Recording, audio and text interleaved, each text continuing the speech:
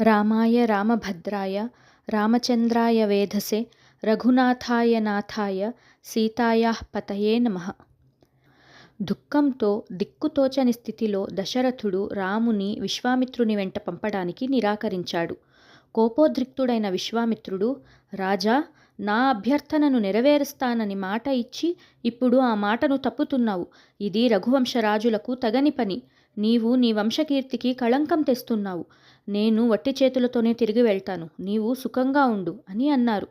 సృష్టికి ప్రతిసృష్టి చేయగల సామర్థ్యం ఉన్న విశ్వామిత్రుని కోపానికి భూమి కంపించింది. అందరూ భయపడ్డారు. అప్పుడు వశిష్ఠ మహర్షి దశరథుని వద్దకు వచ్చి, రాజా, నీవు ప్రసిద్ధమైన ఇక్ష్వాకు వంశంలోని వాడివి. సత్యాన్ని ధర్మాన్ని పాలించువాడవు. ధైర్యశాలివి. ముల్లోకాలలో కీర్తి పొందిన వాడివి. ఇలాంటి నీవు ఆడి తప్పరాదు. ఇచ్చిన మాట తప్పితే ఇన్నాళ్ళు నీవు ధర్మకార్యాలు చేసి అశ్వమేధం మొదలైన యాగాలు చేసి సంపాదించిన పుణ్యానికి హాని కలుగుతుంది. విశ్వామిత్రుడు గొప్ప శక్తి సామర్థ్యాలు కలవాడు, ప్రజ్ఞాశాలి. ఇప్పుడున్న తాపసులందరిలో సాటిలేనివాడు. ఆయనకు తెలిసినన్ని శస్త్రాస్త్రాలు వేరెవరికీ తెలియదు. దక్ష ప్రజాపతి కుమార్తెలైన జయ, సుప్రభ అనువారు కృషాశ్వుడు అను ప్రజాపతి అనుగ్రహంతో 100 అస్త్రశస్త్రాలను కుమారుల రూపంలో సృష్టించారు. జయ 50 మంది శక్తి సంపన్నులు, కామరూపులు అయిన వారిని కన్నది.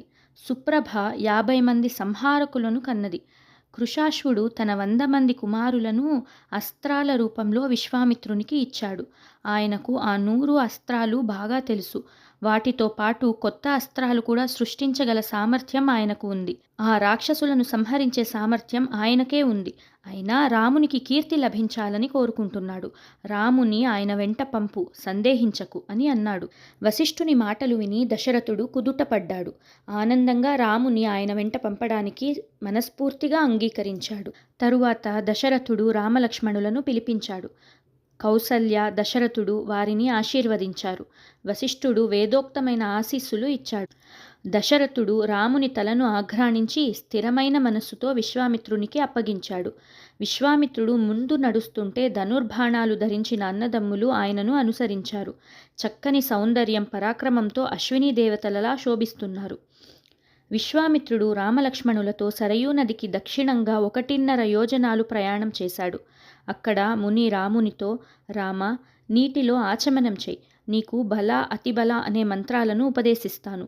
ఈ మంత్ర ప్రభావం వల్ల నీకు అలసట, ఆకలి దప్పులు ఉండవు. నీ రూపకాంతి తగ్గదు. నిద్రించేటప్పుడు ఏమరుపాటుగా ఉన్నప్పుడు రాక్షసులు నిన్నేమీ చేయలేరు.